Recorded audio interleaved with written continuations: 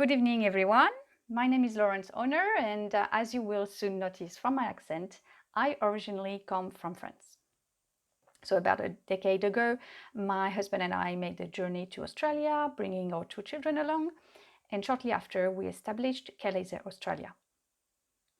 Tonight, our main focus will be on the use of medical laser in the field of podiatry. However, I'd like to share my professional background, which is in veterinary medicine, specializing in animal physiotherapy. So during my training at Tennessee University, class for laser therapy was one of the 2 primary modalities employed in physiotherapy. It plays an important role, especially in the initial stage of treatment, in controlling excessive pain and inflammation, which otherwise would limit patients from doing their therapeutic exercise. So for a decade, I worked as a veterinarian, where I have used laser on a full range of musculoskeletal injuries, acute, chronic, but also with nerve injuries and wound management. So over time, I specialized in various types of medical lasers, acquiring additional qualification and licenses to extend my scope of practice into the medical field as well. So today, my primary role revolves around educating and training healthcare professionals in the use of the K-Laser devices. Tonight, we will review each laser application and explain their functioning and potential benefits. We will begin with an overview of fundamental laser physics and safety consideration. Following that, we will focus on major definitions, mechanism of action, and clinical protocol for both photothermal lasers and therapeutic lasers. In the next section, we will explore various laser technologies that have been developed to address the challenge of tissue penetration. By the end of this segment, you should be able to analyze any laser device specification and understand its capabilities and limitations. Laser physics and laser safety. In this section, we will uncover laser devices, how they interact with matter, their classification, the relevant Australian legislation, and the essential safety measure to be implemented in clinical settings. So laser device. The term laser itself is an acronym, standing for light amplification by stimulated emission of radiation. This concept involves an energy source, such as electricity, stimulating a medium to produce an emission of radiation in the form of photons. So these photons are emitted in different directions. However, optical resonator, typically mirrors, are used to collect and amplify them into a single coherent laser beam. So laser devices may vary based on their medium. It can be liquid, gas, or crystals in diodes, leading to differences in size, lifespan, maintenance requirements, and safety consideration. The K-Laser, for instance, utilizes a diode as its medium. So diode lasers are typically compact devices with minimal maintenance needs. The K-Laser weighs 1.3 kilos, and we recommend a service every 2 years to clean it and perform the usual maintenance checks. The lifespan of a diode depends on its quality. Imagine just a few specks of dust between the mirrors. Over a few months, these particles can interact with photons, causing damage to the diode. In the case of K-Laser diodes, they are exceptionally reliable. They are manufactured in a sterile environment to prevent any dust contamination. Many practitioners inquire about the lifespan of the K-Laser. In theory, as long as the diode continues emitting, it can keep going. While we offer 4 years warranty on our model, some practitioners have been using their K-Laser for over a decade, and it's still functioning. So a laser beam is essentially a stream of photons. Now let's explore how these photons interact with matter. It can be categorized into 4 scenarios: complete transmission, reflection, scattering, and absorption. Complete transmission occurs when photons pass through tissue without any cellular effect. However, for photons to initiate a cellular effect, they must be absorbed by the tissue. A proportion of these photons will be reflected, especially on reflective surfaces like mirrors. This interaction highlights the importance of eye protection and preparing a laser room before implementing laser services in a clinic.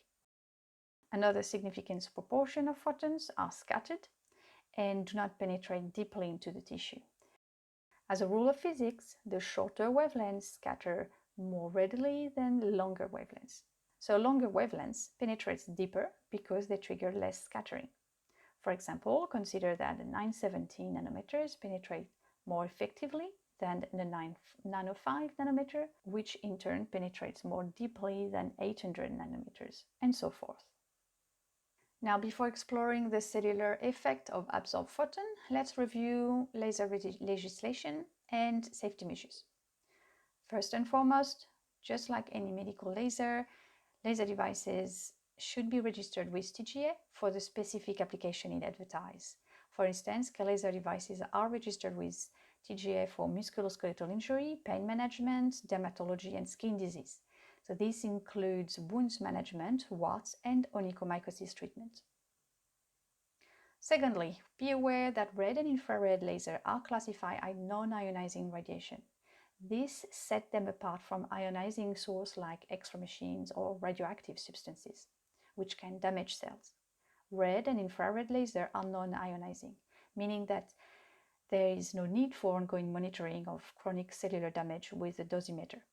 It also means that if your staff includes pregnant individuals, they can still safely practice and administer laser treatment to patients.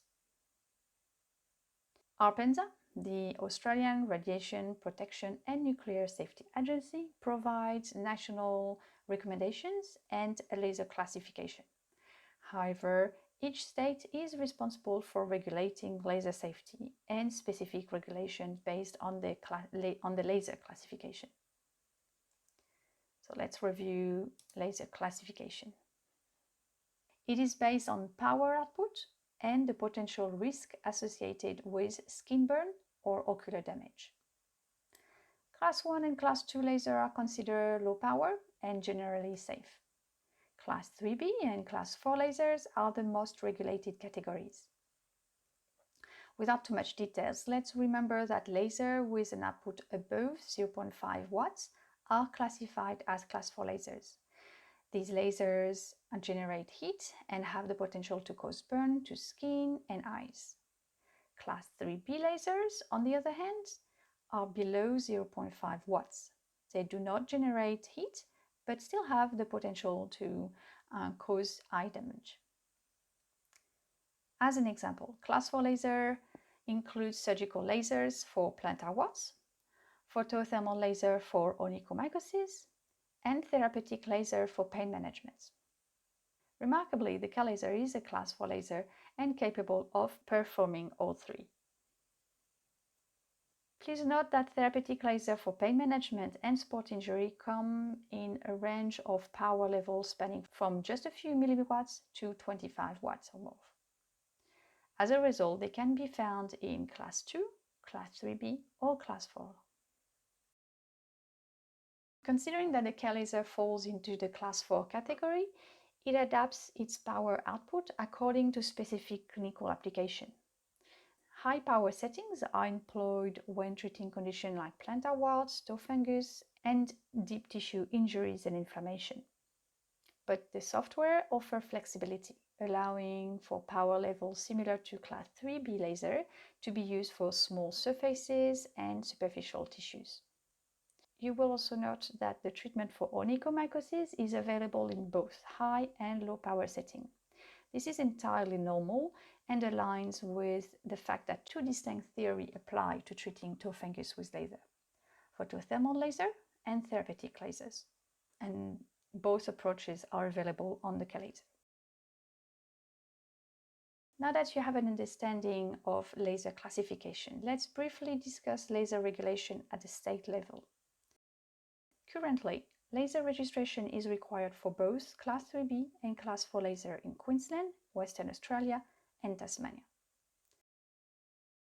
Laser licensing, on the other hand, is mandatory only for Class 4 laser, except in Western Australia where licensing is required for both Class 3B and Class 4 lasers. Regardless of locations, when we install a care laser, we always maintain the same high level of training and safety recommendation. So the licensing process shares similarity between all three states. First, eligibility. It's limited to health practitioners registered with AFRA. Second, each laser user must attend a recognized laser safety course, which we provide as part of the care laser training package anyway. Third, applicants need to submit their license application along with a laser safety plan for their clinic. We offer templates to assist our clients in implementing these plans. Fourth, while awaiting your license approval, you would be required to ensure that the laser room complies with Australian standard. It's a declaration in Western Australia, whereas in Tasmania and Queensland, you are required to have a certificate of compliance. And to ease the process for our care laser clients, we offer this service for free as well. So the entire process may seem overwhelming if you're unfamiliar with it. However, we have become well versed in this procedure over the year and have accumulated all the necessary accreditation and templates to ensure a smooth licensing process for all our clients. So in practical terms, what does all this mean for you and your practice? Even if your practice is located in a state without compulsory licensing, we strongly recommend that you consider attending our laser safety course for insurance purposes and follow the basic safety recommendation to prepare your laser room. The key considerations are as follows: electric and fire hazard. Laser devices are electrical, so it's essential to keep them away from water. And when using the ablative mode, exercise caution in the presence of flammable material in the surrounding. Ocular hazard. This involves wearing eye protection without any exception and removing reflective items and surfaces from the laser room. It's also a good idea to control the access of the laser room, such as covering any windows and adding a panel when the laser is active to prevent staff from entering during treatment. Burn and air contaminant risk. During the ablative mode, like warts, tissues are vaporized and fumes may carry viruses, debris, and other contaminants. Therefore, we recommend the presence of an appropriate ventilation system, and if required, care laser trolley and fume extractor are available for this purpose. Now that we have covered how photons from lasers interact with matter, let's look into how they trigger cellular effect and explore the relationship between wavelengths and chromophores. We can categorize lasers into photothermal laser, which generate heat primarily through the water chromophore, and therapeutic laser, which induce the photobiomodulation effect. Let's start with photothermal lasers. What are chromophores? Remember that photons carry energy, and the shorter the wavelength, the higher the energy content in the photon. So when tissues absorb photon, it is the energy that gets absorbed and initiates a cellular response. Entities within tissue that absorb light are known as chromophores. So one of the most straightforward chromophore to understand is water. When tissue absorbs photon, the energy absorbed by the water chromophore is transformed into heat. This principle forms the basis of every photothermal laser application. In case where the heat generated is intense enough to vaporize water, it results in cell destruction through self-vaporization. It is also called photothermolysis. It becomes a surgical laser and can treat conditions such as plantar warts, like shown in this video. You will notice the emission of fumes with each laser pulse as well. So to treat onychomycosis, we heat the tissue enough to increase temperature and effectively eliminate the fungus without burning. There's another intriguing approach, utilizing the cell's pigmentation as a chromophore in a pulsing mode to hit specific cells while sparing others. This technique, known as selective photothermolysis, was originally developed for hair removal with the aim of targeting pigmented hair bulb without harming the patient's skin. A similar principle can be applied to treat onychomycosis.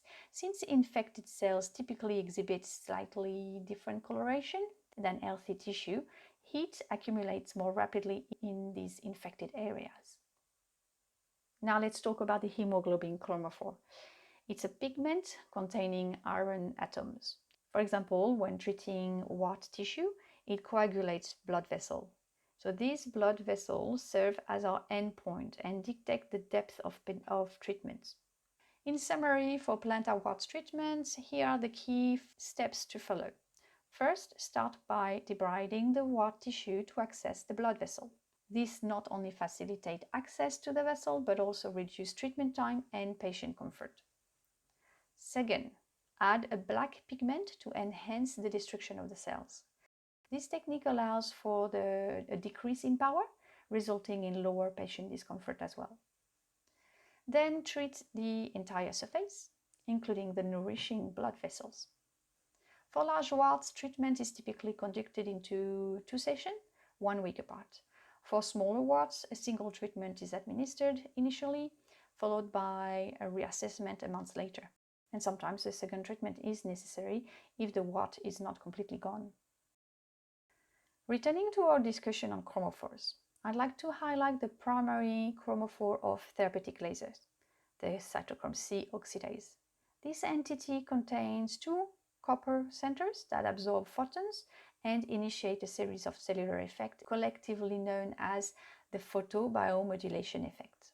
But before we explore the photobiomodulation effect in detail, let's discuss the 2 distinct types of lasers used for onychomycosis treatment: photothermal laser and therapeutic lasers. As seen earlier, photothermal laser primarily utilize a water chromophore to eliminate the fungus through the application of heat, whereas therapeutic lasers induce the photobiomodulation effect.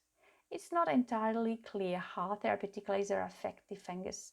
Some theories suggest that they enhance the patient's immunity to better combat the infection, while others propose that improved tissue oxygenation is detrimental to fungal growth. Interestingly, research publications have revealed a multitude of controversial results and discussions regarding the mechanism of action of lasers treatment on onychomycosis. Both approaches present valid claims. They have their limitations and they seem to complement each other. In line with the latest research finding, our laser unit designed for podiatrists offers 2 distinct programs, each with different settings and handpieces. So the therapeutic mode does not produce heat. The practitioner holds the handpiece above the infected nail or can move it over the 5 toes as needed. This mode is primarily focused on the photobiomodulation effect. The photothermal mode, with the high intensity tip, generates heat. The practitioner moves it rapidly over each nail. This mode is aimed at utilizing heat to target the fungus directly. So in clinic, we typically recommend using the photothermal setting for onychomycosis treatments. However, there are instances where the therapeutic setting or a combination of both can be useful. The typical protocol is once a week for 4 weeks, with the possibility of additional treatment a month later. Improvement is visual only as the nail grows, so we advise booking a follow-up consultation a month after the last treatment to assess the progress. It's essential to manage patient expectation by explaining that nail dystrophy may persist even after the infection is gone. Patients should also observe the typical hygiene recommendation at home to prevent recontamination. So while the nail itself doesn't require specific preparation, it's worth noting that thicker nails may necessitate more heat and a higher dosage than thinner nail. Alternatively, we recommend thinning the nail plate through drilling before treatment if you intend to use the same dosage. So we've covered the mechanisms and applications of photothermal lasers. Now let's shift our focus to therapeutic lasers and the photobiomodulation effect. What exactly is the photobiomodulation effect, or PBM in short? Well, in 2015, it has been defined at the National Library of Medicine as follows. It is a form of light therapy in the visible and near-infrared spectrum. It is a non-thermal process. It involves endogenous chromophores, and it elicits photophysical and photochemical events at various biological scales. This is quite a broad definition. So to gain a better understanding, let's consider the correlations between wavelengths and chromophores. Wavelengths represents the energy level of photons, and different chromophores absorb them differently. Some chromophores have better affinities for a wavelength over another. So consider this graph as a representation of each chromophore's affinity for specific wavelengths. For example, the blue curve represents the water chromophore, with its affinity beginning to raise between 900 and 1000 nanometer. This is why the K-laser utilized the 970 nanometer wavelengths to target water, generating heat for the treatment of onychomycosis and plantar warts, because 970 is well absorbed by water. Another example is the melanin pigment, represented by the black line. It exhibits greater absorption of shorter wavelengths in the visible spectrum, such as 660, compared to longer wavelengths in the infrared spectrum, 905, 800. As we will see later, this distinction is significant because melanin acts as a barrier, and it is one of the primary technical challenges of therapeutic lasers. So now remember the main chromophore of laser therapy, the cytochrome C oxidase. Its coefficient of absorption is represented by the black curve falling between the water and the melanin curves. Its curve exhibits a first peak in the red spectrum at 660 nanometer, which was the first type of therapeutic laser, red light. Another major plateau is present in the near-infrared spectrum between 790 to 920 nanometer, which explains why so many therapeutic lasers emit in this range of spectrum. The K-laser wavelengths include the 660, 800, and 905 nanometer. So let's review the specific chromophore of therapeutic lasers. According to the definition, PBM is not a thermal process, so as the water chromophore generates heat, it is not part of photobiomodulation. However, it still offers benefits by warming up tissues before stretching and therapeutic exercise. To achieve a better tissue penetration, it's advisable to avoid targeting the melanin chromophore, and we'll discuss the different techniques developed for that, including longer wavelengths, increased power, and superpulse technology. So let's focus on the cytochrome C oxidase, which is located in mitochondria. This element plays a central role in various biological processes, including vasodilation, ATP metabolism, the production of growth factor, interaction with metabolites of inflammation, and analgesic pathways. Interestingly, even mature red blood cells, which lack mitochondria, respond to laser therapy. So some publications suggest an improvement in cell survival and enhanced tissue oxygenation. The presence of hemoglobin pigments suggests it is one of the chromophores of photobiomodulation. Finally, note that the coefficient of absorption for cytochrome C stops after 920 nanometer. So it has been demonstrated that therapeutic lasers operating around 970 and 1064 also trigger analgesic effects. This raised the question of which chromophore these wavelengths stimulate, and we have a beginning of answer now.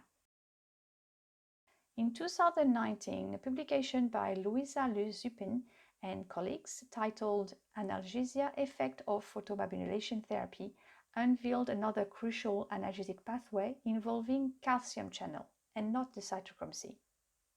So this study with the K-laser investigated two different wavelengths, the 800 and the 970 nanometer. The 800 nanometer wavelengths primarily stimulated mitochondria, which is consistent with its affinity for cytochrome C. It induced mitochondrial dysregulation in ATP and reactive oxygen species pathways. On the other hand, the 970 nanometer wavelengths was found to reduce the calcium response, specifically acting on nociceptive signal transmission. This effect was not observed with the 800 nanometer wavelengths. So it has been hypothesized that the calcium channel may be indirectly triggered by the water chromophore. It would create a localized temperature gradient stimulating the calcium channel. This could explain why it's not triggered with shorter wavelengths like the 800 nanometer, which has less effect on water. So this study demonstrates the benefits of using multiple wavelengths with laser therapy. We can also mention there is an emerging trend in research that involves categorizing tissue into rich or poor mitochondria tissue to assess their potential clinical response and dosage. So tissues rich in mitochondria tend to require a lower dosage than tissues with fewer mitochondria. To sum up, the K-laser emits 4 wavelengths simultaneously for optimal result. The 660, 800 and 905 wavelengths effectively activate cytochrome C oxidase within mitochondria. This activation set off a cascade of biological response to upregulate antioxidant defense and reduce oxidative stress. The nitric oxide pathway improves tissue oxygenation through vasodilation. The cellular metabolism is boosted, resulting in increased ATP production, regulation of reactive oxygen species, which in turn initiates the release of growth factor, activates various analgesic pathways, as well as anti-inflammatory effects.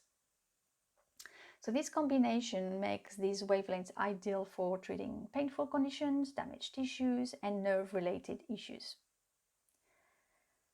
Among the 3 wavelengths activating the cytochrome C, it's important to note that longer wavelengths penetrate better. The 660 being the shortest, it's better for superficial tissue such as wound. The 800 penetrates less, but it has a high affinity for cytochrome C. The 905 wavelengths is less absorbed by melanin pigment, allowing a better penetration in darker skin types. So for deeper tissue, the 800 is preferable for fair skin, and the 905 is better for darker skin types. Additionally, the 905 wavelengths activate the hemoglobin chromophore, enhancing oxygen release in tissue and aiding in tissue recovery. Let's not forget about the 970 wavelengths. It is essential as it activates calcium channel, initiating a separate set of analgesic pathway. It also affects the water chromophore and induces a local vasodilation effect due to the localized temperature gradient it generates. So in summary, each wavelength range holds unique importance in laser therapy, targeting specific chromophores and influencing various biological responses that complement each other for optimal outcome. So how can laser therapy benefit your patient in practice? The list of cellular effects is extensive, but let's focus on 4 major ones: vasodilation, anti-inflammatory effect, production of growth factor, and analgesic effect. Ask yourself, would these patients benefit from any of these effects? And the answer is almost always yes. And that's why laser therapy is such a valuable modality in the hands of a podiatrist. We've already discussed the analgesic pathways involving cytochrome C and calcium channel, but let's mention a few examples of painful conditions that greatly benefit from laser therapy: Achilles tendonitis, plantar fasciitis, heel pain, spurs, nerve injuries, Morton neuroma, peripheral neuropathy. So while you may not always completely resolve these complex pathology, you can expect to provide your patient with a better quality of life. There are not many tools that can break the cycle of pain and improve mobility, but K-laser is one of them. The anti-inflammatory effect is stimulated through cytochrome C, which regulates reactive oxygen species, ROS. So ROS plays a significant role in the pathogenesis of inflammation in general. Laser therapy downregulates pro-inflammatory cytokines and upregulates anti-inflammatory mediators. Any patients with excessive inflammation would benefit from photobiomodulation, whether it's acute or chronic. So conditions such as osteoarthritis, tendonitis, bursitis, post-surgery recovery, or soft tissue injuries, they can all benefit from laser therapy. Vasodilation and tissue oxygenation are other major effects of PBM. These effects are achieved through the nitric oxide pathway involving the cytochrome C, as well as tissue oxygenation in blood vessel and erythrocyte with the hemoglobin pigment, and local vasodilation through the water chromophore. I would like to share a study involving laser applied to the biceps brachii muscle to demonstrate a significant vasodilation effect. While this study focused on the upper limb, it's worth mentioning it because the outcome was measured using venous occlusion plethysmography. It is the same method used to measure the vasodilation effect of pharmaceutical drugs. Remember that the photobiomodulation effect was only officially recognized and defined in the medical dictionary in 2015.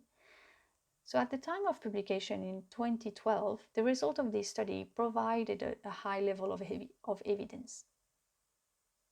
In podiatry, there are several conditions with compromised blood flow or excessive edema that can benefit from this effect, such as chilblain, vasculitis, and diabetic foot with chronic ulcers. Additionally, almost any soft tissue injury can benefit from improved tissue oxygenation. Laser therapy is also highly popular to treat lymphedema. Many publications show their effectiveness, but you can also use it for edema post-surgery or after an acute trauma. The CareLaser software has even developed a specific program for edema and congestion. So many publications have investigated the different pathways of laser therapy leading to tissue repair, with the release of growth factors being one of them. To illustrate this process practically, let's consider diabetic ulcers because they are superficial tissues and it removes the variable of tissue penetration. In this study, involving patients with non-healing ulcers for over 3 months, 2 groups were formed. One receiving standard wound care alone, and the other one receiving standard wound care plus CareLaser treatment. 3 months later, the group that received CareLaser treatment saw an 80% healing rate for their ulcers, while none of the patients in the group receiving standard wound care alone had healed. Laser therapy has a positive impact on damaged tissue by increasing tissue oxygenation, mitigating excessive inflammation, and promoting the release of additional growth factor and other healing pathways. It creates an ideal environment for tissue healing, and not just for wounds. As long as photons can reach the tissue at depth, then any condition with damaged tissue can benefit from laser therapy, such as sports injuries, acute trauma, post-surgery recovery, and nerve injuries. Before we delve into the problematic of tissue penetration, I will mention the typical protocol of laser therapy. The effects of laser therapy are cumulative, and the frequency of treatment session matters. Generally, treatments are administered 1 to 3 times a week for 2 to 3 weeks. So the number of sessions required can vary. Some conditions respond quickly, needing only a few sessions for complete healing, while others may require 6 to 10 sessions to achieve their maximum effect. This approach not only reduces the pain level, but also enhances overall quality of life.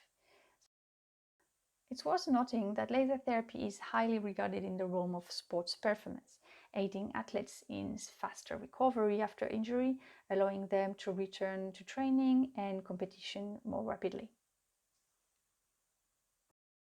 Moving on into the challenge of effectively delivering laser therapy to deeper tissue, which is crucial for addressing various musculoskeletal conditions. We will begin by explaining the concepts of dosage. Then we will explore several methods to overcome this challenge. highlighting the role of power settings and treatment time, the different delivery mode, and the advantages of pulsing technology. Let's talk about dosage. So light energy is quantified in joules, and when targeting specific body area, the dosage is calculated as joule per square centimeters, often referred to as fluence. Superficial tissues can absorb nearly 100% of emitted photon. However, due to the scattering and the melanin barrier, this absorption decreases with increasing tissue depth. In some cases, as little as 1 to 10% of emitted photons may actually reach tissues located in 3 to 5 centimeters deep. So to ensure enough photons reach deeper tissue, there are two primary approaches. You can increase the dosage at the surface or improve the penetration rates, or both. When elevating the dosage at the treatment surface, it ensures that more photons ultimately reach the target tissue at depth. So this approach can be achieved by either increasing the laser power, commonly seen in class 4 laser and often used by busy professionals, or extending the treatment time, typically of class 3B laser, frequently utilized by patients at home. So alternatively to increasing the dosage at the surface, you can improve the penetration rate by selecting longer wavelengths or employing pulsing technology. However, we have seen the importance of each wavelength, which has a specific role in stimulating different chromophore.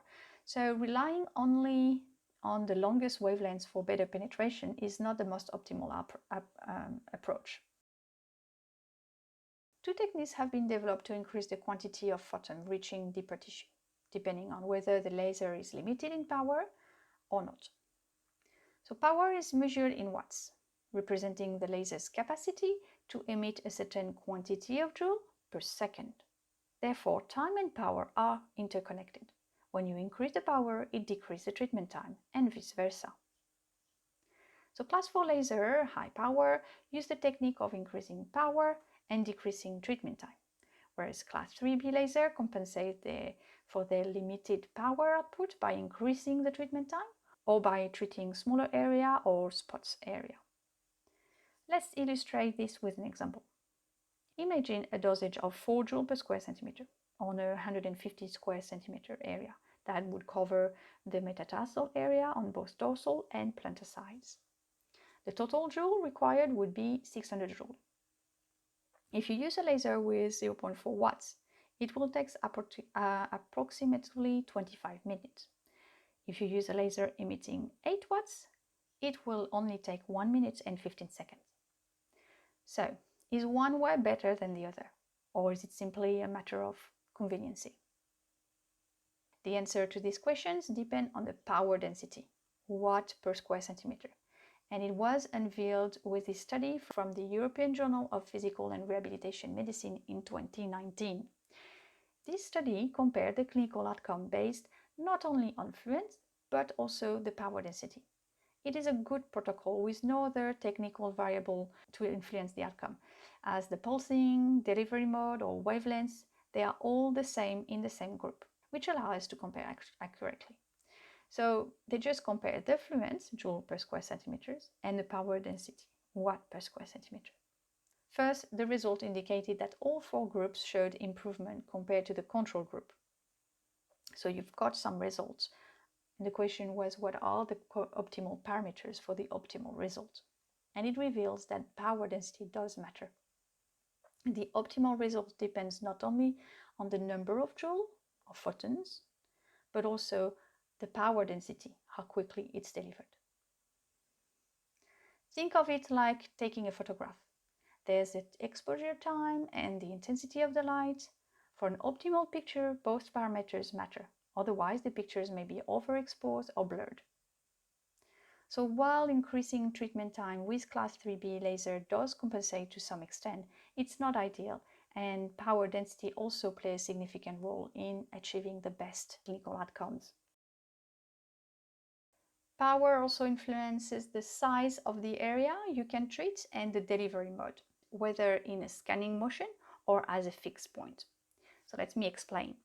We've seen that lasers with limited power require longer treatment times to deliver the same quantity of joule as a powerful laser. However, there's another approach. You can treat a large area with just 2 or 3 small spots area.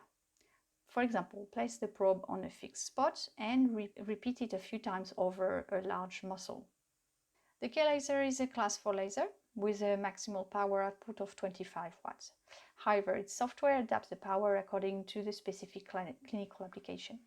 For example, when treating acupuncture points with the K-laser, the treatment area is very small and does not require high power.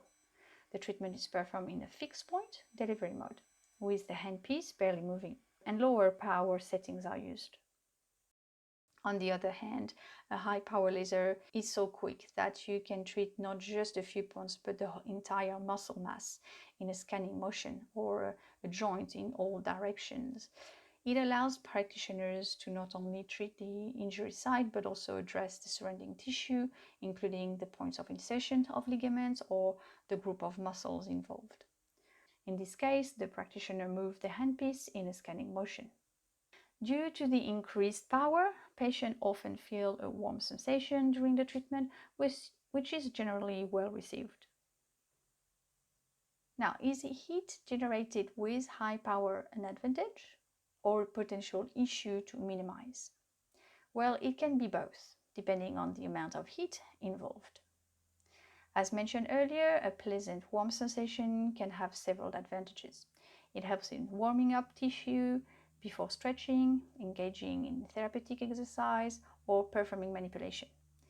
And it can also be beneficial for alleviating muscle spasm. In addition, patients' perception of laser therapy plays a significant role. Since photobiomodulation is a non-thermal effect that patients typically don't feel anything, experiencing warmth during the treatment can create a positive perception that something is happening, enhancing their overall experience. However, we should keep in mind that when the heat generated becomes excessive, there is a risk of overheating the superficial tissue, potentially causing burns.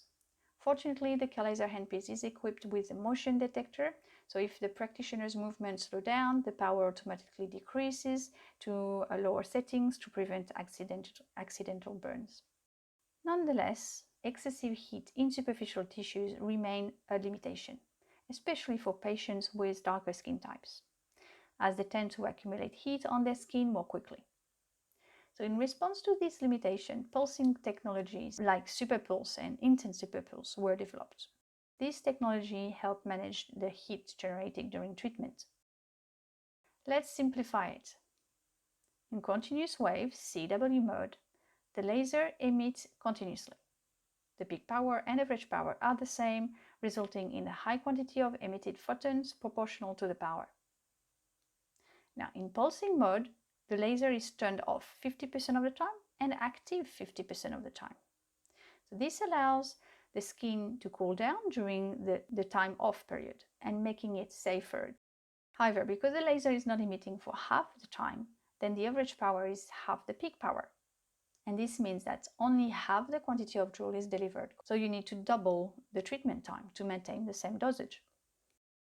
Now, superpulse is a pulsing mode taken to the extreme, where the time of the laser is active is so short that no tissue has time to heat. It's an extremely safe mode that allows practitioners to use very high peak power to penetrate deep tissue safely. For example, a superpulse laser with a 40-watt peak power may be active only 1% of the time and turned off 99% of the time, resulting in an average power of just 0.4 watts. It's important to remember that laser classification and the capability to emit photons are based on average power, not peak power. This means that the superpulse laser with a peak power of 40 watts is in fact classified as a class 3B laser. While it is very safe, it has limited power output, which, as we have seen earlier, necessitate compensation through shorter treatment area or longer treatment time. So K-laser has developed the intense superpulse, ISP, which combines the advantage of both worlds. It offers high power to deliver a large quantity of joule while still employing the superpulse mode for safety and enhanced penetration, especially for patients with darker skin types. In summary, K-laser units includes various pulsing modes that are utilized as follows. Continuous wave mode with high power. This mode delivers the dosage quickly but is limited by the heat generated in superficial tissue. So it is best suited for treating superficial tissues and mid-depth application on fair skin type. The pulsing mode. Pulsing mode is an excellent choice for penetrating deeper tissue, especially in individuals with fair skin type. The intense superpulse mode. This mode delivers a high quantity of joule with high penetration and high safety. It is a versatile option for deep tissue treatments, particularly for individuals with darker skin types. K-laser units do not use superpulse mode alone, as it is limited in power and delivers a low quantity of joule. Instead, intense superpulse mode is more appropriate. However, it's worth noting that superpulse mode has high penetration and is exceptionally safe, making it ideal for end user with no clinical background or training who are treating themselves at home. To further optimize clinical outcome and stimulate various types of tissue at different depths, K-laser introduced the multi-phase feature.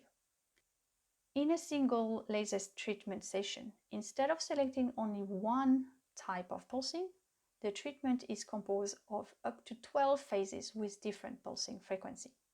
This enhances the versatility and effectiveness of K-laser therapy. So tonight may have overwhelmed you with too many information. So just remember that every detail counts, and K-laser contains all the technical features into one device to apply laser on a wide range of applications in podiatry clinics: acute injury, chronic condition, superficial tissue, and deeper structures. So if you are a podiatrist who just wants to apply laser therapy without becoming an expert, then simply follow the instruction provided by the K-laser software. It is designed to simplify the process for you. You just specify the body conformation, select the body part you wish to treat, choose the skin type, indicate the level of pain and chronicity of the injury, and the software will calculate the optimal dosage, wavelengths, pulsing, and power for your treatment.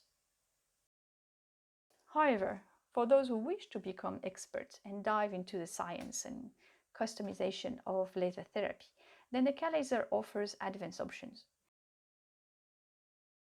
You can customize the size of the treatment area, adapt the treatment with multi-phases designed to focus on specific effects, and even create your own program based on the latest research findings and publication. So K-laser provides both simplicity and flexibility to meet your needs. In conclusion, I'll name a few contraindications, otherwise I know it will be among the questions after the presentation. Eyes. Laser exposures can harm the retina. Active bleeding. Wait 24 hours post-trauma to ensure hemostasis. Photosensitizing drugs. Medications that increase skin sensitivity to sunlight can increase the risk of burn during laser treatment. Example, Roaccutane and doxycycline are very common ones. Pregnancy. Laser therapy's effect on fetus are untested, so avoid treating over the abdominal area. Active cancer and thyroid. Laser therapy stimulates cells and growth factor, so avoid treating over cancerous or thyroid area. Electronic implants. Mainly it concerns pacemakers to avoid potential interference. Surgical implants are not a contraindication, but you can consider them as an additional obstacle for penetration in deep tissue. Epilepsy. Pulsing lights and rhythmic sounds may trigger seizures, so it has to be mentioned. Infection. Laser therapy stimulates cells, so it could potentially include bacteria. It is safe to be used when infection is under control with wound care or antibiotics. Tattoo. Tattoo pigments can overheat. So you can still treat by using settings similar to dark skin types and a fast scanning motion. Topical lotions and steroid injection in joints. There are a lot of formulation on the market. They may potentially contain a chromophore. So it's not possible to test all of them. So we just ask patients if they have used any sunscreen or moisturizer on the skin before we're treating. Growth plates, teeth and brain are heat-sensitive tissue. So you can still use laser therapy, but on lower power settings to prevent any excessive heat. Side effects. We mentioned the skin burn risk when the laser is misused. Pressure from the probe may sometimes lead to bruising on delicate skin. Dizziness and lightheadedness. It can occur shortly after treatment, more commonly after a neck area treatment, so it is less relevant for podiatrists. Temporary discomfort, 24 hours post-laser. It may happen when patient responds excessively. It means that they do respond very well to laser therapy. You just need to adjust the dosage at the following session, and it usually resolves this way. This concludes my presentation. Thank you to everyone who listened until the end. I hope you found some valuable information for your practice, and I now invite you to ask any questions.